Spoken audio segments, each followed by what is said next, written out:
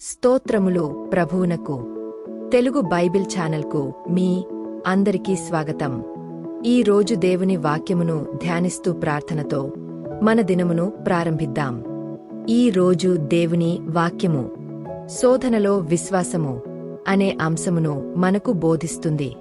శోధన సమయములలో విశ్వాసంతో నిలిచియుండుట ద్వారా ఆయన చిత్తములో నడుచుటకు మనము సిద్ధపడగలము. కాబట్టి మన హృదయములను నిశ్చలపరచుకొని ఆయన వాక్యమును వినుటకు సిద్ధపడుదాం. ఆదికాండము 3వ అధ్యాయం 1 వచనం నుండి 24వ వచనాల వరకు. దేవుడైన యెహోవా చేసిన సమస్త భూజంతువులలో సర్పము యుక్తిగలదై యుండెను. అది ఆ స్త్రీతో, ఇది నిజమా? ఈ తోట చెట్లలో దేని ఫలములనైనను మీరు తినకూడదని దేవుడు చెప్పెనా అని అడిగెను. అందుకు స్త్రీ, ఈ తోట చెట్ల ఫలములను మేము తినవచ్చును. అయితే తోట మధ్యనున్న చెట్టు ఫలములను గూర్చి దేవుడు మీరు చావకుండునట్లు వాటిని తినకూడదనియో వాటిని ముట్టకూడదనియో చెప్పెనని సర్పముతో అనెను.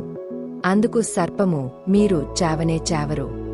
ఏలైనగా మీరు వాటిని తిను దినమున మీ కన్నులు తెరవబడుననియో మీరు మంచి చెడ్డలను ఎరిగినవారై దేవతలవలె ఉందురనియో దేవునికి తెలియునని స్త్రీతో చెప్పగా, స్త్రీ ఆ వృక్షము ఆహారమునకు మంచిదియు కన్నులకు అందమైనదియు వివేకమిచ్చు రమ్యమైనదియునై యుండుట చూచినప్పుడు ఆమె దాని ఫలములలో కొన్ని తీసుకొని తిని తనతోపాటు తన భర్తకును ఇచ్చెను. అతడు కూడా తినెను. అప్పుడు వారిద్దరి కన్నులు తెరవబడెను.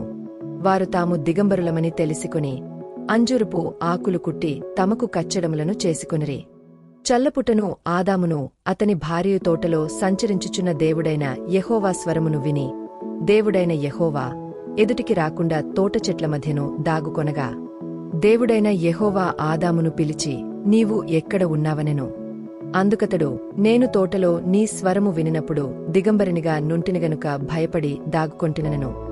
అందుకాయన, నీవు దిగంబరివని నీకు తెలిపినవాడెవడు? నీవు తినకూడదని నేను నీ కాజ్ఞాపించిన వృక్షఫలములు తింటివా అని అడిగెను.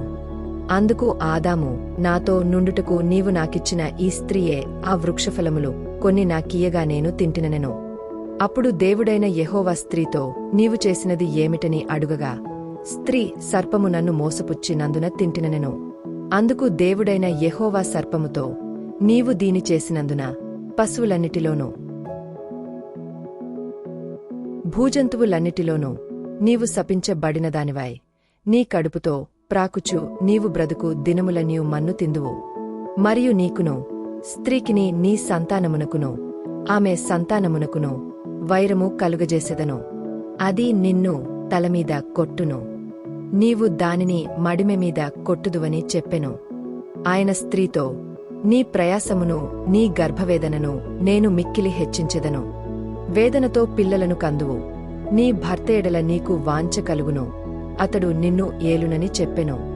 ఆయన ఆదాముతో, నీవు నీ భార్యమాట విని తినవద్దని నేను నీ కాజ్ఞాపించిన వృక్షఫలములు తింటివి గనుక నీ నిమిత్తము నేల శపింపబడియున్నది.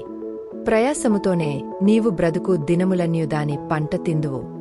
అది ముండ్ల తుప్పలను గచ్చపొదలను నీకు మొలిపించును. పొలములోని పంట తిందువు. నీవు నేలకు తిరిగి చేరువరకు నీ ముఖపు చెమట కార్చి ఆహారము తిందువు. ఏలేనగా నేల నుండి నీవు తీయబడితివి, నీవు మన్నే గనుక తిరిగి మన్నైపోదువని చెప్పెను. ఆదాము తన భార్యకు హవ్వ అని పేరు పెట్టెను. ఏలయనగా ఆమె జీవముగల ప్రతివానికిని తల్లి. దేవుడైన యెహోవా ఆదామునకును అతని భార్యకును చర్మపు చొక్కాయలను చేయించి వారికి తొడిగించెను. అప్పుడు దేవుడైన యెహోవా, ఇదిగో మంచి చెడ్డలను ఎరుగునట్లు ఆదాము మనలో ఒకని వంటివాడాయెను. కాబట్టి అతడు ఒకవేళ తన చెయ్యి చాచి జీవ వృక్షఫలమును కూడా తీసుకొని తిని నిరంతరము జీవించునేమో అని. దేవుడైన యెహోవా అతడు ఏ నేల నుండి తీయబడెనో దాని సేద్యపరచుటకు ఏదెను తోటలో నుండి అతని పంపివేసెను.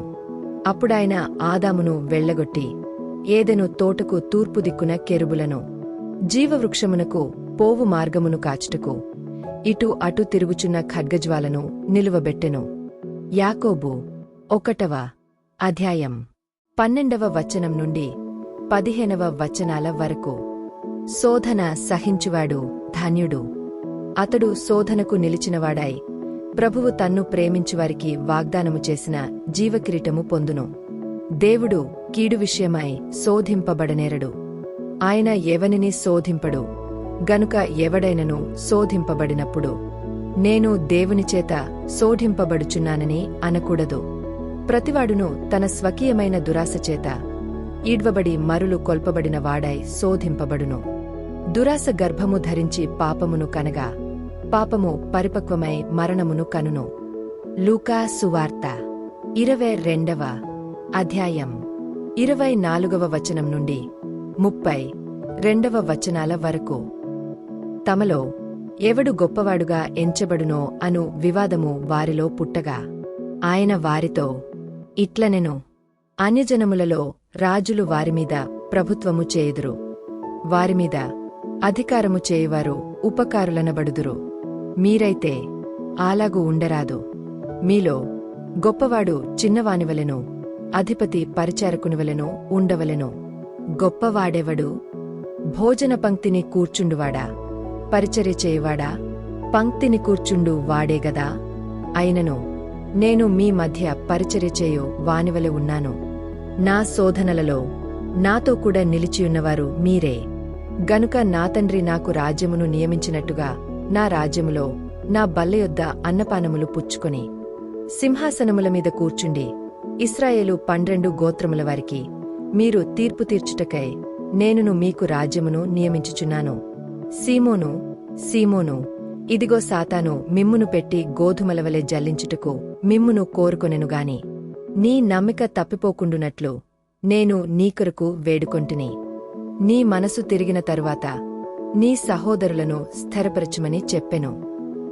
ప్రభువా, ఆదాము మరియు హవ్వ శోధనకు లోబడినట్లు యోనా అవిధేయతచేత కష్టములను అనుభవించినట్లు పేతురు శోధనలో విశ్వాసమును కోల్పోయినప్పటికిని నీ కృపచేత నిలిచినట్లు మేమును శోధనలలో పడినప్పుడు నీ చిత్తము నుండి తొలగిపోకుండా నిలిచియుండుటకు మాకు సహాయము చేయుము. బలహీన సమయములలో నీ కృపను ఆశ్రయించుటకు మాకు జ్ఞానమును అనుగ్రహించుము. ఈ రోజు మేము ధ్యానించిన నీ వాక్యము మా హృదయములలో నిలిచియుండునుగాక. శోధన సమయములలో విశ్వాసముతో నిలిచియుండుటకు మాకు బలమును ప్రసాదించుము. యేసు నామములో ప్రార్థించుచున్నాము.